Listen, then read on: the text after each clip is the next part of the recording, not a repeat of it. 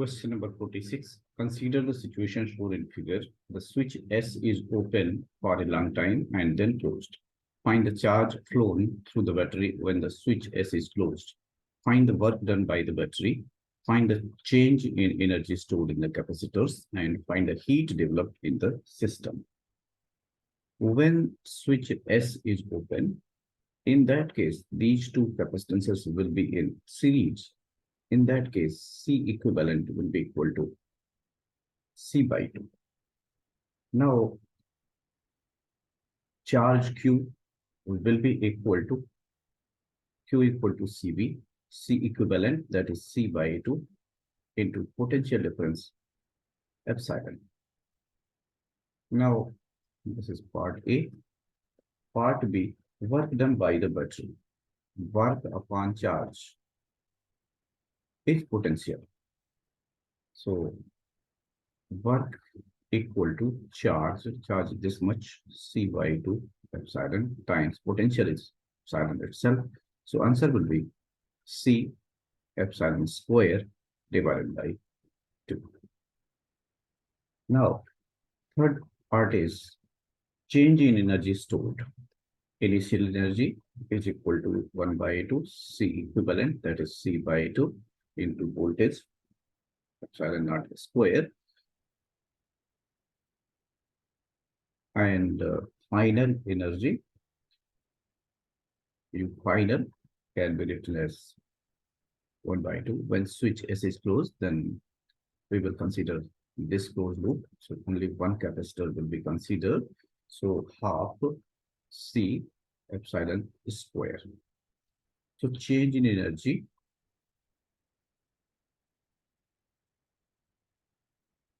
will be difference of the two, half C epsilon square minus C by 4 epsilon square.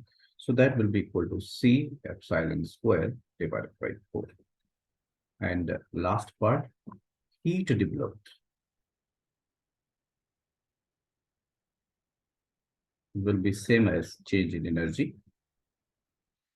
So it will be equal to same value, C epsilon square divided by. Now consider the next question. Question number 47. A capacitor of capacitance 5 microfarad is charged to 24 volt and another capacitor of capacitance 6 microfarad is charged to 12 volt. Part A, find the energy stored in each capacitor. Part B, the positive plate of the first capacitor is now connected to the negative plate of the second and vice versa. Find the new charges on the capacitors. Find the loss of electrostatic energy during the process. And the last part, where does this energy go? So let's calculate charges. So in the beginning, Q1 equal to Q equal to CV. So C1 24 into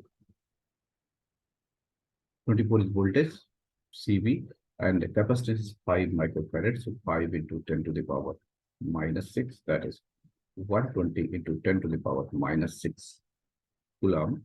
Similarly, Q2 will be equal to voltage is 12 and capacitance is 6 into 10 power minus 6. So that comes out to be 72 into 10 power minus 6 coulomb. Now, energy stored. So U1 equal to half C1 V1 square, that is 1 by 2.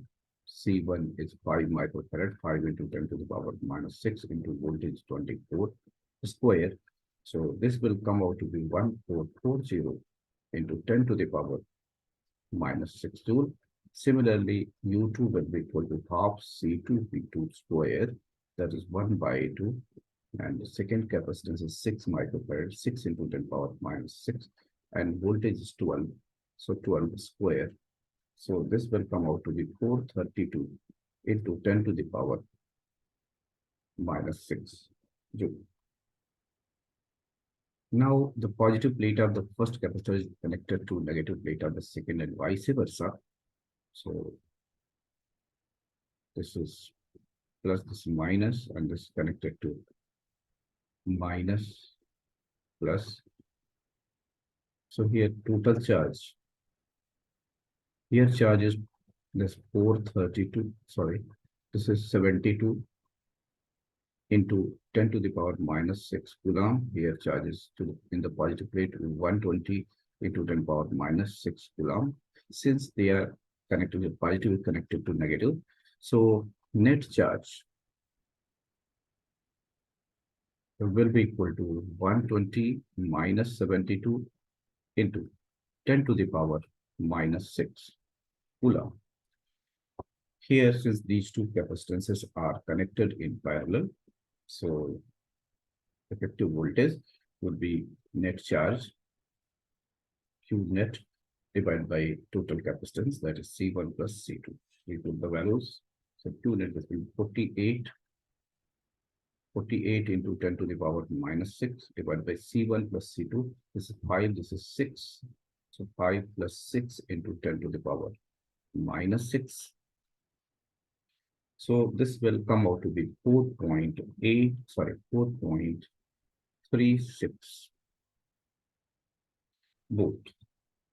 Now, next part is new charges. So new charges will be equal to when common voltage is developed. In that case, new charge will be Q1 dash.